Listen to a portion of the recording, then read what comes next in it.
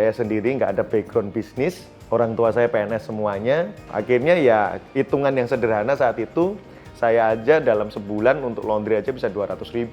Apalagi yang berkeluarga. Kalau dihitung misalnya kita punya 100 pelanggan kali 200.000, udah berapa? 20 jutaan sebulan. Kayaknya lumayan ini. Kalau punya teman-teman terus kayak ajak untuk laundry kayaknya ini dan sebagainya. Nah dari situ akhirnya ayo diseriusin aja, kita coba untuk buka laundry.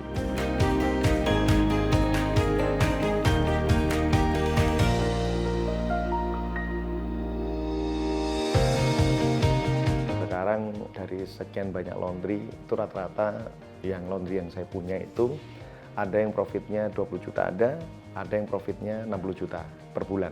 Kalau dari Apik Manajemen tinggal ngitung aja, anggap aja kita sebulan 20 klien harus opening, satu klien anggap aja 200 jutaan, itu sudah bisa ngitung berapa, kurang lebih 4M kalau untuk di Apik Manajemen.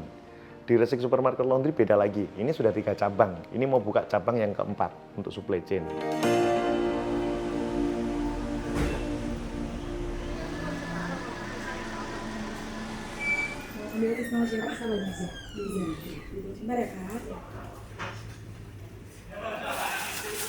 Selamat pagi, nama saya Apik Primadia, saya sekarang domisilinya di Jakarta. Asli saya Nganjuk, Jawa Timur. Di Jakarta ini sudah sejak 2001. Saat ini bisnis saya adalah di bidang laundry dan turunannya. Tapi di 2001 dulu, saya adalah lulusan STM Telkom Malang. Saat itu ijazah juga belum terbit, tapi saya sudah masuk ke Indosat. Jadi ditarik Indosat, masuk PSG, terus magang, habis itu menjadi pegawai dan pegawai tetap dan sebagainya. Hidup di Jakarta pastinya kaget. Saya masih ingat dulu tahun 2001 harga es teh itu di Malang itu paling Rp500 ya. Di Jakarta itu udah 2.000 kalau nggak salah. Kaget. Yang paling cuma ratusan rupiah tiba-tiba Rp1.000 dan sebagainya. Terus kayaknya kok hektik banget ya. Di mana-mana macet. Di Jakarta Pusat itu kan ya mohon maaf tempatnya kan kumuh gitu ya. Kita di kos-kosan yang memang pekerjaannya aktivitasnya hektik banget, macet, terus tekanannya kayaknya pressure-nya tinggi, kalau nggak biasa bisa stres. Nah itu kaget, karena kalau di daerah kan santai, adem, nggak macet, terus harga-harga masih terjangkau. Yang paling berasa adalah biaya hidup sih. Saat di Indosat di 2001, Indosat akhirnya membuat satu divisi untuk internet. Divisi internet ini akhirnya melihat ini kayaknya masa depannya bagus, akhirnya mereka bikin anak perusahaan namanya Indosat M2. Kan dia punya Indosat M3 juga untuk seluler. Kalau Indosat M2 ini untuk internet sama multimedia. Makanya namanya Indosat Mega Media PT-nya. AM2 ini akhirnya kantornya di Kebagusan sini, Jakarta Selatan. Nah, akhirnya saya dibawa ke sini. Singkat cerita, kenapa kok tiba-tiba buka laundry ya? Ibu saya, terutama ibu sama bapak saya itu menyampaikan pesan bahwa kenapa kok nggak kuliah Tole? Nah, ya sudah, coba kuliah. Saya kira ikut kuliah malam, karena gimana pun juga namanya orang lulusan STM dapat gaji yang lumayan, ngapain sih kuliah lagi atau udah dapat penghasilan yang cukup lah bagi saya dan sebagainya. Nah, dari situ ya sudah kuliah. Nah di kuliah inilah saya dapat ide laundry. Kita dengan kesibukan kita di kantor itu nyuci itu pasti males. Dan di sepanjang Kebagusan saat itu di tahun 2005, 2007 belum in banget laundry. Nah dari situ akhirnya terbersit ide dari teman saya di Surabaya namanya Danton. Kenapa kamu nggak buka laundry aja sih? Celetukannya gitu aja. Saya sendiri nggak ada background bisnis, orang tua saya PNS semuanya. Akhirnya ya hitungan yang sederhana saat itu, saya aja dalam sebulan untuk laundry aja bisa 200.000. Apalagi yang berkeluarga. Kalau dihitung misalnya kita punya 100 pelanggan kali 200.000, udah berapa? 20 jutaan sebulan. Kayaknya lumayan ini. Kalau punya teman-teman terus kayak ajak untuk laundry kayaknya ini dan sebagainya. Nah dari situ akhirnya ayo diseriusin aja, kita coba untuk buka laundry.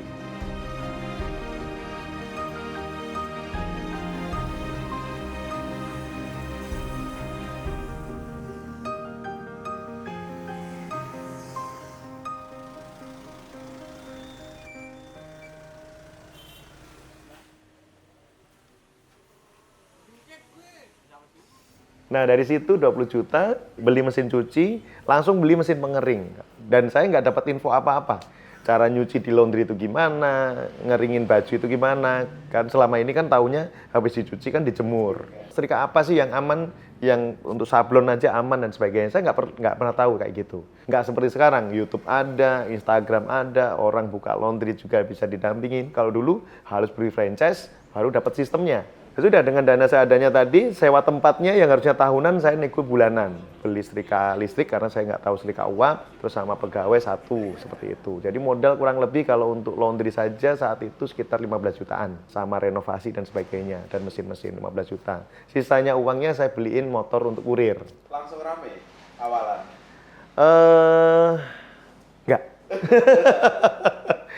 Ya namanya pebisnis masih baru ya, malu-malunya masih ada. Jadi buka laundry, terus tulisannya Apik Laundry, saya juga nggak tahu laundrynya harus namanya apa. Kan ada plesetan unik kue, unik, cantik kue, cantik gitu ya. Akhirnya Apik, ya Apik kue lah misalnya kayak gitu. Sesimpel itu sebenarnya. Ya habis itu nggak ada tulisan ini laundry apa, laundry kiloan kah, harga berapa, nggak ada. Karena saya masih malu-malu untuk mempromosikan. Terus saya coba promosikan ke teman-teman kantor, saya bikin brosur sederhana ke percetakan, harga saya ketinggian. Hari pertama yang ramein teman sendiri, teman kos-kosan, teman kontrakan. Hari kedua mulai dikenal. Terus kita coba mulai dapat ide informasi apa, karena saya di bidang internet di kantor, akhirnya saya bikin blogspot.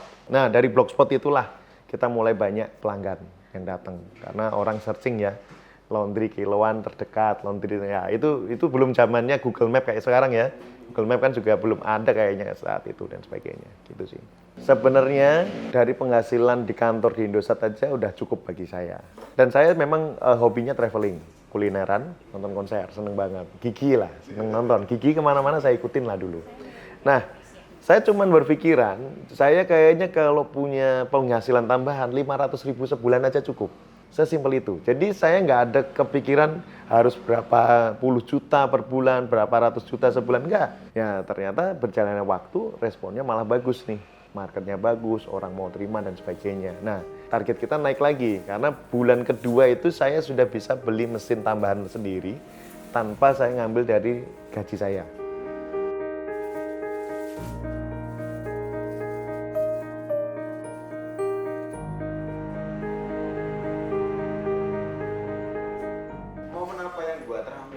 Oke, jadi momentum rame itu akhirnya kita punya rumus panennya bisnis laundry itu di musim hujan dan lebaran. Jadi kami buka di bulan Juli, hujannya di bulan September.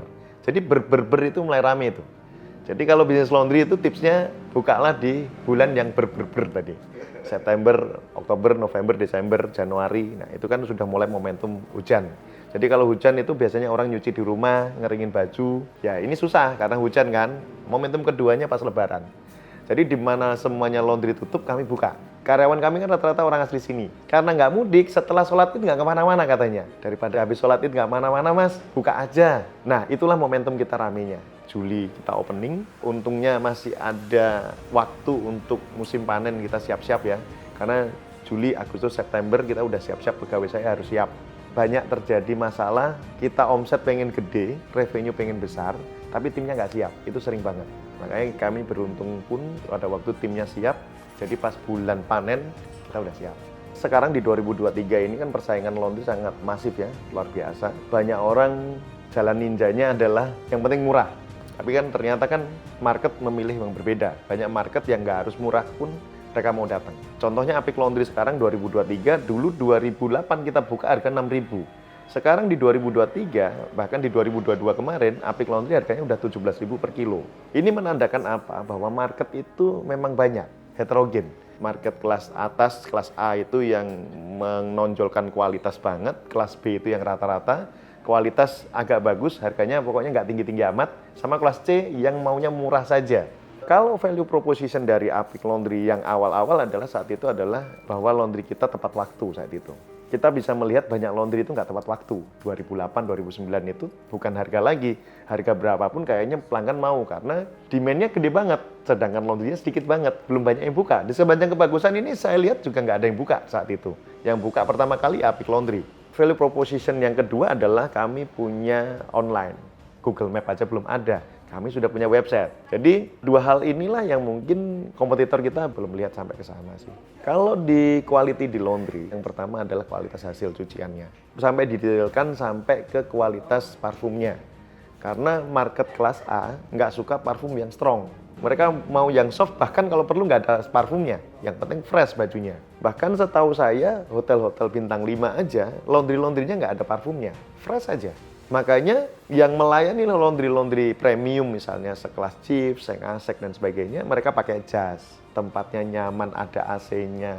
Lobbynya kayak lobby hotel. Nah itu market kelas A seneng banget karena butuh pelayanan. Parkiran juga pengaruh bagi mereka. Makanya quality itu semuanya. Packaging juga pengaruh. Kualitas layanan antar jemput ada nggak? Kualitas pelayanan dari kasirnya seperti apa? Dan mereka nggak mempermasalahkan masalah uang. Harganya berapa mereka nggak masalahin.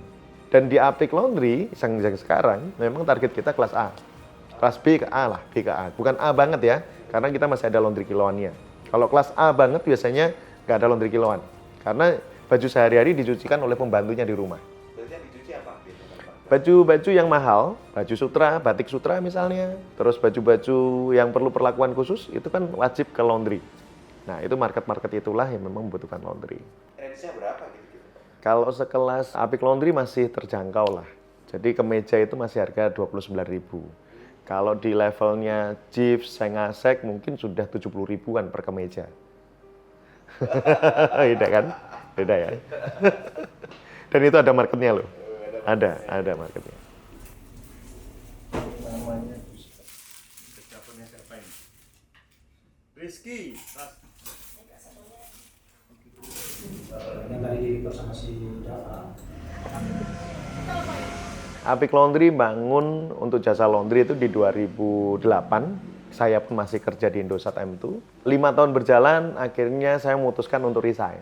Di buku saya mau ngeluarin buku juga, Fundamental Business Laundry. Itu saya bercerita bahwa saya punya rumus kalau pengen resign dari satu perusahaan, targetin profitmu 3 kali lipat dari gajimu kantor. Kalau mau 2 kali ya silahkan, tapi amannya di angka itu. Jadi pada waktu penghasilan kita sudah 3 kali lipat dari gaji kantor, selama 6 bulan berturut-turut, sudah layak untuk resign. Yang tinggal pilih, mau tetap jenjang karir di perusahaan atau mau resign. Saat itu. Terus 2015 membangun Asosiasi Laundry Indonesia, asli. Di 2017 saya sudah membentuk lebih dari 15 DPD, Dewan Pimpinan Daerah. Jadi cabangnya asli, itu udah ada di 15 kota, itu 15 provinsi di Indonesia, Pak. Nah, karena sibuknya di organisasi, bisnis saya keteteran, Pak. Di 2017 itu sempat saya drop. 8 titik saya tutup, Pak. Saya dulu punya 15-an titik, Pak. Drop point konsepnya. Nah, saking asiknya di organisasi, saking asiknya sharing-sharing ke teman-teman, ternyata saya dipepet laundry saya. Jadi, kompetitor-kompetitor saya itu kalau saya dengar adalah, kalau pengen buka laundry di mana? Yang sampingnya laundrynya Apik aja. Dan saya nggak siap. Sempet mau bikin peraturan, mentang-mentang saya ketum ya, saya mau bikin aturan, pokoknya nggak boleh pepet-pepetan misalnya kayak gitu. Harga harus disamakan dan sebagainya. Tapi ternyata kan setelah kita pertimbangkan, kita ngobrol diskusi di Rakernas dengan teman-teman pengurus, ya nggak bisa bikin aturan seperti itu. Karena pemerintah pun juga nggak membatasin kan, kecuali franchise ya, mereka punya aturan sendiri. Singkat kata, akhirnya kita benahin sistem itu dan sebagainya. Singkat cerita, di 2020 pas pandemi, karena teman-teman di daerah butuh semangat, motivasi, saya juga nggak bisa ngasih sharing session ke teman-teman di daerah, akhirnya tercetus untuk bikin YouTube. Nah, bikin YouTube itu sebenarnya masih maju mundur, karena saya sendiri orangnya nggak pede kayak gini, Pak. Ini karena YouTube aja saya berani pede kayak gini. Tapi akhirnya saya bikin yang namanya, karena kita nggak bisa kemana-mana, jadi saya mengundang 11 pembicara nasional dan internasional untuk sharing session di Asosiasi Laundry. Pakai YouTube-nya Asosiasi Laundry. Kita mengundang pembicara-pembicara, pengusaha-pengusaha laundry yang survive pada waktu pandemi. Apa yang mereka lakukan? Bisnisnya gimana? Yang awalnya drop akhirnya naik. Nah itu kan dapat ide, itu kan memotivasi teman-teman yang nonton. Ternyata nggak sedih-sedih amat loh. Di sudut sana masih banyak loh orang yang buka laundry, rame semua dan sebagainya. Singkat cerita, dengan 11 sesi yang kita lakukan untuk bikin YouTube session itu di online dan antusiasnya bagus, tiba-tiba alhamdulillahnya, Unilever Profesional boleh saya sebut ya, itu sponsorship ke kita. 100 juta rupiah. Akhirnya kita sumbangkan ke kasnya asosiasi. Jadi dari situ dapat ide, wih kegiatan seperti ini aja diapresiasi. Kadang-kadang teman-teman juga donasi juga, jadi boleh dong donasi berapa dan sebagainya ke kasnya Asli. Jadi nanti kita distribusikan untuk programnya Asli berikutnya dan sebagainya. Saat itu seperti itu. Nah, berjalannya waktu dan sebagainya, akhirnya memberanikan diri untuk bikin konten sendiri atas nama Apik Rimadia. Jadi di YouTube Apik Rimadia kita bikin konten sendiri karena biar nggak berbenturan dengan asosiasi laundry saat itu yang sudah kontrak dengan beberapa brand.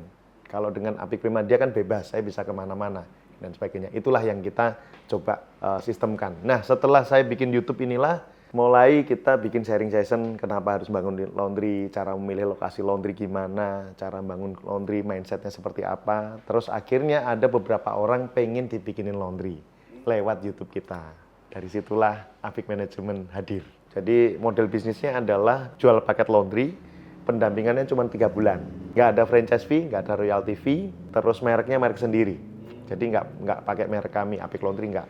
Kenapa kita pendampingan 3 bulan saat itu? Karena kita melihat saya sendiri pada waktu bisnis, 3 bulan itu waktu kritisnya kita. Jadi biasanya kalau buka bisnis apapun, siapkan dana cadangan 3 bulan. Makanya kita kerjasama MOU kita dengan klien atau investor adalah 3 bulan pendampingan, omset masuk ke manajemen ya. Dalam kontrak semuanya lengkap. Kalau untung ya kami nikmatin, kalau rugi ya kami, resikonya kami di manajemen. Pasti banyak yang mau, karena background-nya orang-orang yang mau berinvestasi di Apik Management ini untuk buka laundry ini rata-rata udah punya bisnis. Dan biasanya malah 6 bulan aja mereka tekor. Makanya 3 bulan mereka seneng banget. Nanti resiko bisnis Apik Management yang nanggung? Iya, kita yang nanggung. Alhamdulillahnya bulan pertama kita udah profit. Di bulan kedua sudah profitnya lebih gede lagi. Nah ini timbul masalah di sini. Keikhlasan seorang diuji. Lah ini profitnya kok ke Apik Management aja. Saya kok nggak kebagian. Nah, dalam perjanjiannya. Padahal perjanjiannya kan 3 bulan. Tapi di bulan kedua kan udah mulai nggak ikhlas misalnya ada beberapa klien seperti itu.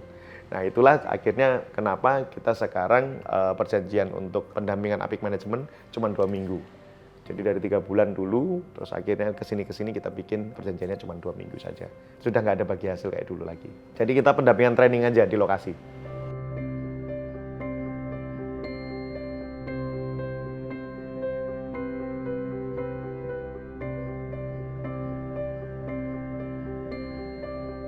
Saya melihat bahwa kalau bangun laundry itu ternyata nggak semudah beli paket laundry saja.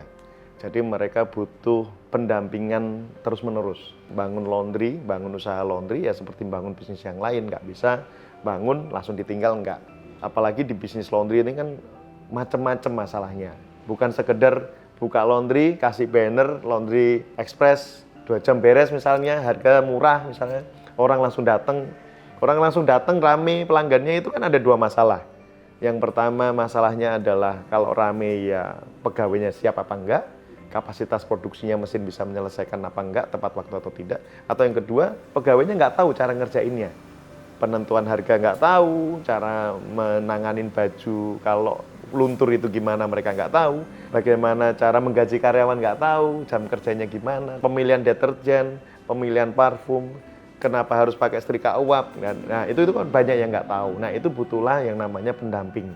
Saya melihat banyak banget orang pengen buka laundry, tapi nggak ada pendampingnya. Kalaupun mau beli franchise kemahalan, atau mereka nggak rela kalau di franchise. Saya pengen merek sendiri mas, rata-rata seperti itu. Dari market yang kita lihat itulah, Apik Management akhirnya membuat sistem di mana ada pendampingan training, dan kami invest people, kami invest di trainernya. Yang saya tahu perusahaan-perusahaan yang lain yang buka paket usaha laundry, jarang yang invest di manusia. Jadi saya invest di people untuk pendampingan di lokasi. Makanya sekarang pun tim kita yang dulunya traineran cuma 2, sekarang 25 orang. Karena target kami sebulan 20-30 titik opening. Nah itulah ternyata yang disukain market. Ya sebagian besar ya, meskipun masih ada yang mungkin kecewa dan sebagainya, itu wajar ya. Kita nggak bisa menyenangkan semua pihak, tapi intinya adalah kami pengen bantu men-set up laundry, konsepnya gini. Dengan pengalaman kami sejak 2008 bangun laundry, dengan beberapa tingkatan laundry berubah, bisnis model berubah hingga 2023, ya mereka membeli experience kami. Dan kami nggak franchise fee, nggak ada franchise fee, nggak ada royalty fee kalau konsepnya di Apik Management ini sekarang. Ya, puji Tuhan, alhamdulillah sekarang orang-orang di bisnis laundry happy karena target kita di Apik Management kan bulan pertama break even point, Pak. Jadi break even point adalah titik kesetimbangan antara pengeluaran dan pemasukan. Kita nggak ngejar balik modal dulu, tapi kita ngejar bagaimana caranya bulan pertama nggak nombok. Makanya break even point target kita bulan pertama dan 100%. Alhamdulillah 100% tercapai. Sekarang ada berapa yang dibukain Pak? Total semua Pak? Kalau total ya itu 300-an Pak, dan ini masih berjalannya waktu, 300-an titik lebih. Jadi tiap minggu kita bisa opening 4 lokasi, 3 lokasi. Jadi informasi terakhir pas Expo kemarin sekitar 302-an klien yang kita udah buka dengan merek masing-masing. Ada pun yang buka, ada yang satu klien sudah 5 cabang, ada satu klien yang 2 cabang, bahkan ada klien yang memang akhirnya membentuk investasi lagi dan sebagainya. Seperti itu sih. Kenapa buku? Oke, jadi bukunya kami namakan Fundamental Business Laundry. Saat itu saya kepikiran harus ada legacy yang memang saya harus tinggalkan. Target saya sebenarnya sebelum saya lengser dari Ketua Umum di Agustus kemarin. Karena jadi kemarin kan ada Munas ketiga kan. Munas pertama di Jakarta, Munas kedua di Bali, Munas ketiganya di BSD. Nah, saya juga kepikiran apa sih yang boleh kita share dalam bentuk dokumen. Akhirnya boleh nih bikin buku. Awalnya ide dari internal kami maupun istri bikin buku biografi. Siapa saya biografi? Kayaknya nggak keren. Saya juga bukan menteri, bukan presiden, ngapain sih misalnya kayak gitu. Akhirnya udahlah kita bikin buku untuk edukasi. Buku kita namanya Fundamental Business Laundry. Jadi memang ini pondasinya kalau bangun laundry ini loh. Sebenarnya Fundamental Business Laundry ini judul untuk kelas kita, Pak. Kami punya kelas Fundamental Business Laundry. Jadi orang mau buka laundry maupun yang sudah bisnis laundry, itu untuk basicnya ada di sini, di kelas Fundamental Business Laundry itu yang 3 hari. Dan kami batasin cuma 12 orang saat ini. Nah, dari kelas itu kita pengen mengemas lagi dalam bentuk buku. Jadi dari kelas, akhirnya ayolah Mas Apik bikin ini dan sebagainya. Akhirnya kita bikin buku Fundamental Business Laundry. Yang rencananya insya Allah akan kita launching nanti di 18 November.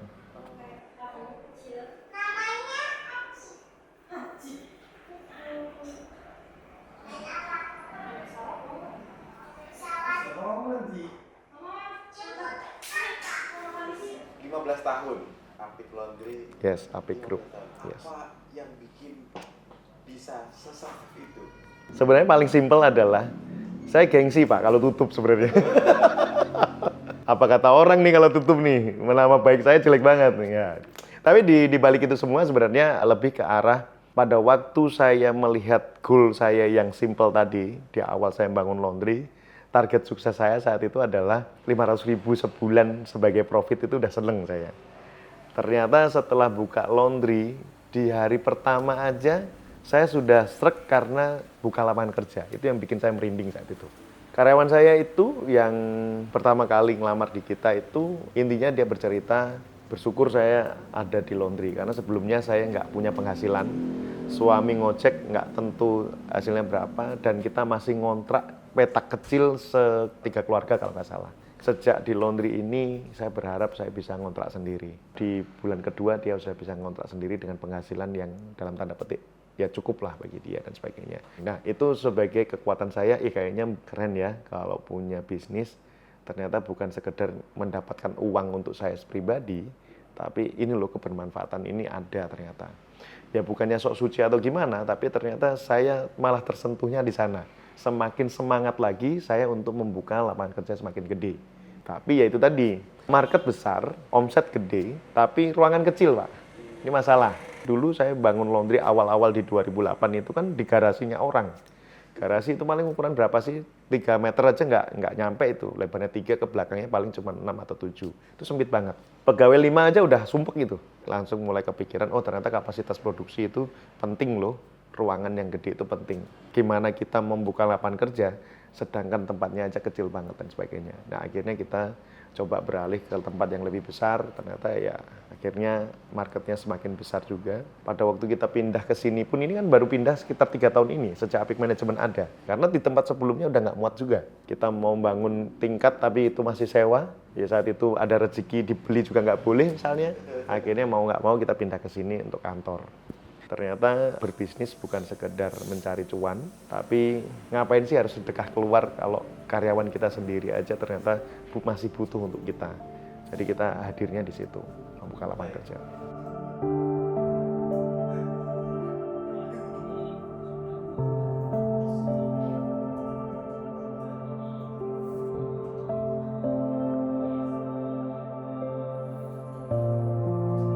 Sebenarnya saya pernah bangkrut berapa kali, Pak. Pada waktu laundry udah jalan, di 2010 atau 2011 saya buka yang namanya warung makan. Warung makan itu nggak sampai 3 bulan, Pak. Ya 3 bulan lah saya tutup. Ya itu, korban ikut seminar-seminar.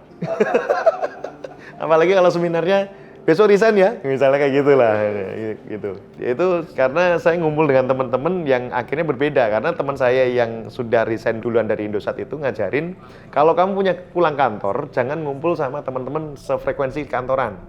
Kamu harus ngobrol dengan tukang bakso, tukang somai, apapun lah, biar cara pandangmu berbeda. Ya, akhirnya saya coba itu. Jadi circle saya udah mulai berbeda. Saya ketemu orang-orang banyak dan sebagainya. Saya dapat ide untuk resign pun gara-gara ada tukang mie ayam di kantor kita di Indosat M2, penghasilan sehari 700 sampai 800 ribu. Dan beliau punya 5 cabang, Pak. Oke, gaji saya udah kalah jauh itu, Pak, sebulan, Pak, sama dia. Dalam sehari. Itulah yang nampar saya, karena beliau pun cerita, kemarin habis nikahin adiknya dan bikinin rumah buat adiknya. Wih, itu langsung ketampar banget. Itu resiko di situ. Itu yang pertama yang memang akhirnya membuat semangat saya resign. Tapi pada waktu saya drop itu, ya kalau saham drop udahlah. Itu sebenarnya bukan bisnis lah. Bisnis saya warung makan. Jadi di acara wirausaha seminar kayak gitu, kalau ada ruko DP-in langsung. Nah, itu kan juga kepancing kan kayak gitu. Keliling-keliling cari ruko, cari, ada kosong nih. Ada duit 50 ribu, 100 ribu, Anda jadi misalnya kayak gitu. Akhirnya nggak tahu, buat apa Mas? Nggak tahu buat apa. Karena udah melihat, wih laundry saya udah settle, saya sudah ya berkecukupan lah, lebih dari cukup menurut saya sih dengan level saya saat itu. Terus akhirnya ya sudah, oh karena saya suka nasi pecel Jawa Timuran kayak ini di Jakarta, nasi pecelnya kayak gado-gado rasanya. Nah misalnya, bikinlah nasi pecel, ibu kita impor ibu saya. Padahal guru SD ibu saya kan nggak boleh izin kan. Kita impor, Bu, datang Sabtu Minggu, datang bikinin ide dan sebagainya, sambal pecelnya ya kita impor dari Nganjuk. Ya menurut kita enak, oke, marketnya ada, tapi ternyata bisnis kuliner saat itu menurut saya nggak sesimpel bisnis laundry. Karena kalau basi misalnya ikan, ayam itu kalau ditaruh di kulkas 3 hari kalau nggak segera dimakan nggak enak, nggak layak untuk dikonsumsi pelanggan. Karena saya biasanya ngetes kan, tes food kan, 1 hari kayak gini. Kalau 3 hari ternyata nggak layak nih. Jadinya kita ngasih makan pengamen sama pengemis. Hari ketiga itu udah hafal mereka. Ini pakai stik ayam nih makan saya. Jadi pengamen pengemis yang datang itu pasti dapat ayam ini misalnya. Jadi udah hafal karena kalau habis dan sebagainya. Itu masalah saya. Yang kedua adalah saya nggak bisa controlling. Kalau laundry saya masih bisa kontrol dengan sistem yang kita punya, meskipun saat itu masih manual, saya masih bisa kontrol. Ya itulah yang terjadi, ternyata sistem saya belum settle dan kayaknya saya bilang, saya kayaknya nggak cocok nih, cocok saya hidup di air kayaknya. Jadi saya kayaknya nggak cocok di makanan. Ya, saya memang punya prinsip per 3 bulanan evaluasi, Pak. Dikala bisnis ini ternyata nggak ada sinar terangnya ini, ya mending saya langsung suntik mati aja. Itu nggak usah dulu, saya nggak usah dulu dia apa-apain. Kan baru pertama kali. Kagak sih, jangan macam-macam. Baik, Pak Apik. Inspirasimu itu sebenarnya siapa tuh? Kalau saya ngelihat itu, ya tadi yang pertama sih, saya punya temen yang namanya Danton Prabawanto itu orangnya berani banget untuk resign dari perusahaannya. Padahal beliau udah dikirim ke Inggris, dikirim ke beberapa negara untuk belajar. Saya M2, dia M3. Itu salah satu mentor saya yang jerumusin saya ke laundry itu. Saya terima kasih banget sama Danton Prabanto. Yang kedua adalah saya melihat Mas Jaya Setiabudi, Mas J. Dengan buku-bukunya, The Power of Pepet, Buka Langsung Laris, itu akhirnya jadi inspirasi saya bikin materi. Jadi Buka Langsung Laris, akhirnya saya bikin Buka Laundry Langsung Laris misalnya. Kitab Anti Bangkrut. Jadi buku-bukunya Mas J itu udah pasti oke lah, saya lihat. Bahkan sebelum resign pun saya ikut entrepreneur camp-nya beliau. Di camp-nya beliau untuk mental block ya. Jadi untuk resign, takutin dan sebagainya. Tapi kalau inspirasi yang lain sebenarnya dari keluarga sendiri, saya lihat inspirasi juga orang tua saya dan sebagainya, bagaimana beliau mendidik kami hingga saat ini. Terus ternyata PNS itu ya ada enak ada enggaknya, saya lihat inspirasi kan berarti kan. Inspirasi dari sisi kiri. Ya, sisi saya satunya lagi bahwa kalau jadi PNS itu memang terikat banget. Emang enak misalnya pensiunan. Atau pensiun bisa kita cetak sendiri kok. Sekarang kan dana pensiun kan bisa kita cetak sendiri. Kan banyak yang ngincer lebih ke settle-nya, udah pasti aman misalnya. Yang kedua adalah pensiunan. Tapi saya lihat Bapak Ibu saya baru menikmatin hidupnya menurut saya ya, itu pas pensiun. Karena bapak saya kan mantri kesehatan di puskesmas, terus ibu saya adalah guru SD, ya pasti mengabdi banget kan di sana.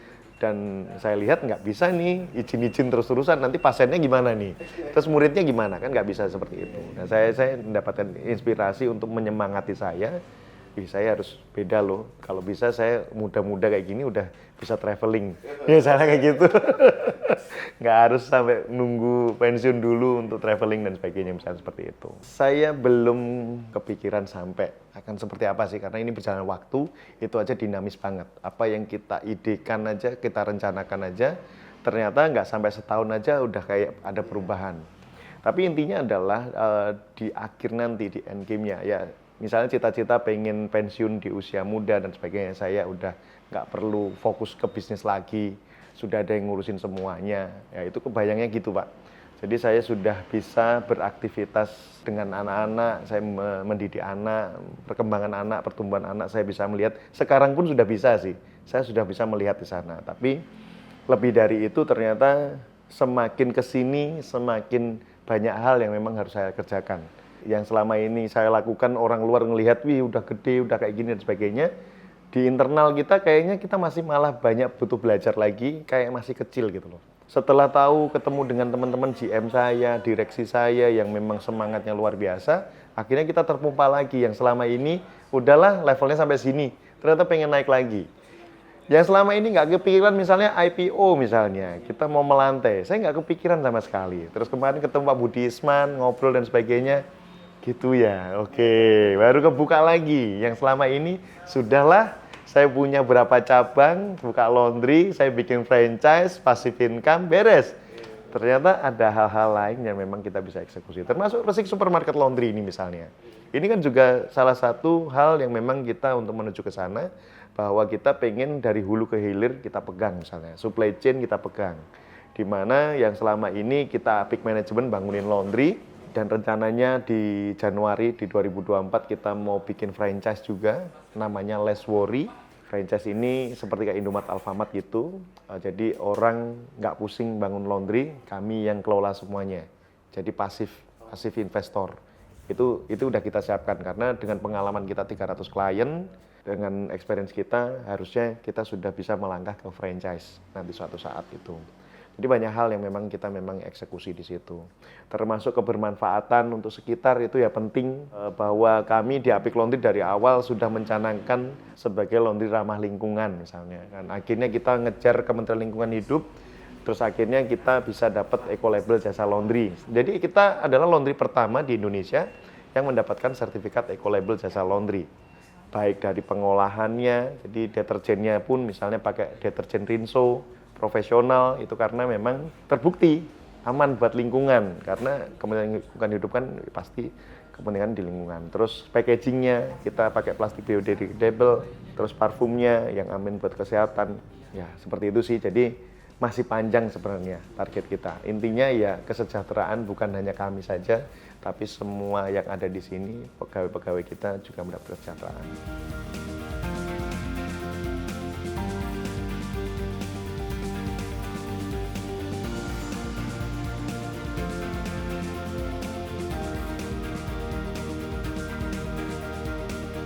Jadi ada yang nanya, Mas Apik ini konten kreator atau pebisnis?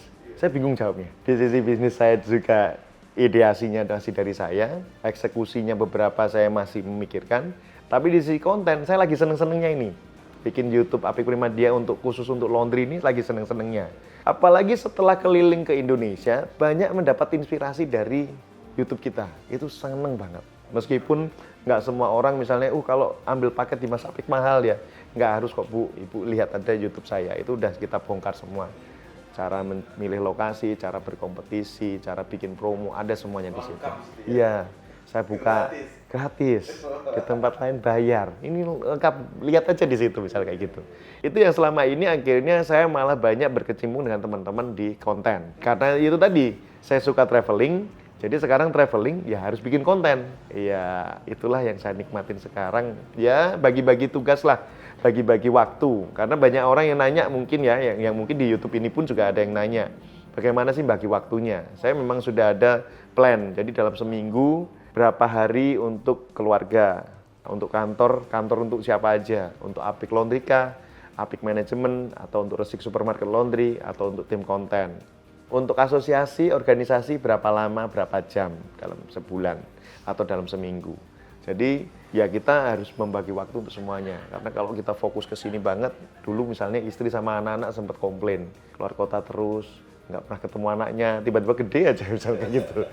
Terus tiba-tiba kita fokus banget ke Apik Manajemen, tapi Apik Laundry-nya nggak diurusin sama turunannya. Kan kita ada Resik Wangi Laundry, ada Tasaka Laundry dan sebagainya, yang kita punya sendiri kan brandnya. Dulu kan 500.000 izinnya. Nah sekarang berapa? Iya. Jadi gini, saya bercerita aja bahwa 500.000 itu kan dari bisnis laundry saja ya, jasa laundry kan. Sekarang dari sekian banyak laundry, itu rata-rata yang laundry yang saya punya itu ada yang profitnya 20 juta ada yang profitnya 60 juta per bulan. Kalau dari Apik Manajemen tinggal ngitung aja. Anggap aja kita sebulan 20 klien harus opening, satu klien anggap aja 200 jutaan. Itu sudah bisa ngitung berapa? Kurang lebih 4M. Kalau untuk di Apik Manajemen. Di Resik Supermarket Laundry beda lagi. Ini sudah 3 cabang.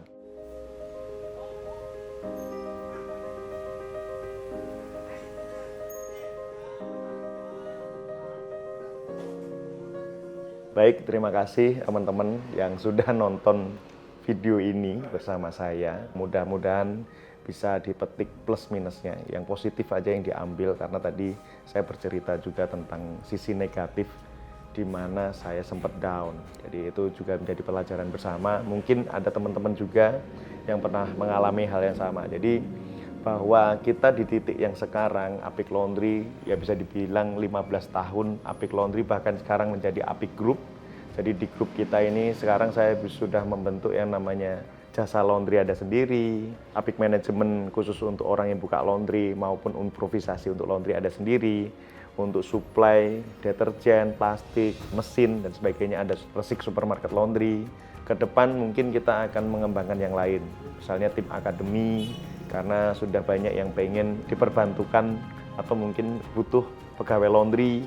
Nah itu mulai kita ada akademi, jadi Apik Academy, karena sekarang sudah ada kelas-kelas.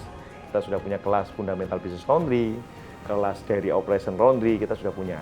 Dan mudah-mudahan nanti bisa bermanfaat untuk teman-teman yang pengen buka laundry, pegawainya dari kita atau mungkin pegawainya bisa di-training di sini. Terus berikutnya kita nanti akan bikin perusahaan untuk konten. Jadi saya melihat tim konten ini kan media ini berkembang banget, jadi kita harus berkembang. Kenapa kok sebesar ini kita pengen mengeksekusi? Ya karena kita lihat kebutuhannya besar, terus tim kita di internal juga goal-nya sudah mulai besar. Kita sebagai CEO, kita sebagai owner, kita sebagai founder, kita juga harus punya cita-cita yang besar untuk mewujudkan itu. Jadi jangan berkecil hati. Tadi kita melihat perjalanan Apik Laundry juga dari harga yang 6.000 per kilo 2008, sekarang omsetnya mungkin bisa dilihat secara grup bisa sampai miliaran, yaitu perjalanannya juga panjang sekali Lika-Liku. Tapi yang terpenting adalah teman-teman bahwa apa yang kita lakukan ini juga tak terlepas dari dukungan banyak pihak, termasuk keluarga besar kita di karyawan maupun doa-doa mereka. Jadi tanpa doa, tanpa dukungan ini ya kita nggak bisa sampai sekarang. Meskipun Lika-Liku bisa kita lewatin, bahwa kita dalam berdoa kepada Yang Maha Kuasa, kita minta bukan hanya berkah saja, barokahnya saja, berkatnya saja, tapi kita juga minta agar kita bisa melewati segala halangan dan rintangan yang ada. Jadi intinya tetap semangat untuk teman-teman. Nonton video di Pecah Telur itu juga luar biasa. Saya juga banyak motivasi di sana, semangat. Semoga video ini juga bisa menyemangati teman-teman. Cukup sih dari saya. Kalau teman-teman mau mampir diskusi, silahkan kontak kami. Bisa main di Jakarta Selatan di Kebagusan. Dari saya cukup. Semangat dan sukses selalu untuk semuanya. Terima kasih. Terima kasih.